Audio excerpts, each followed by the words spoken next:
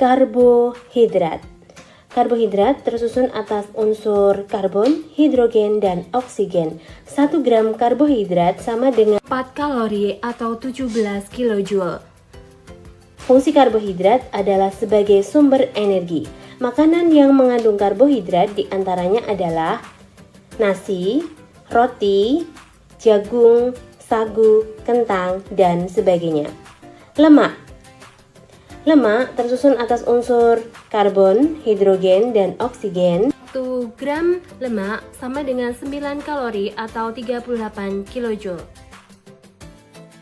Fungsi lemak ada banyak, diantaranya sumber energi, pelindung tubuh dari suhu rendah, penyimpan cadangan makanan, pelarut beberapa vitamin A, D, E, dan K. Makanan yang mengandung lemak contohnya ikan, daging, alpukat, kacang-kacangan, dan sebagainya. Protein. Protein tersusun atas unsur karbon, hidrogen, oksigen, dan nitrogen. 1 gram protein sama dengan 4 kalori atau 17 kilojoule. Fungsi protein adalah untuk pertumbuhan, mengganti sel-sel yang rusak, berperan dalam reaksi metabolisme, dan sumber energi. Makanan yang mengandung protein contohnya adalah ikan, daging, kacang-kacangan, telur, dan sebagainya. Vitamin.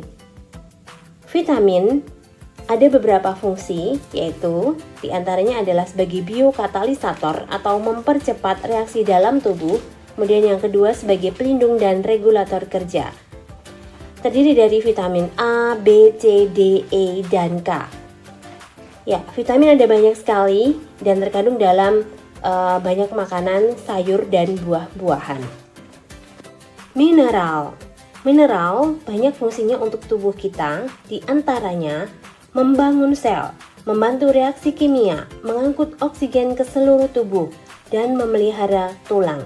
Mineral ada unsur makro dan unsur mikro. Makro dibutuhkan banyak oleh tubuh seperti natrium, kalium, dan kalsium.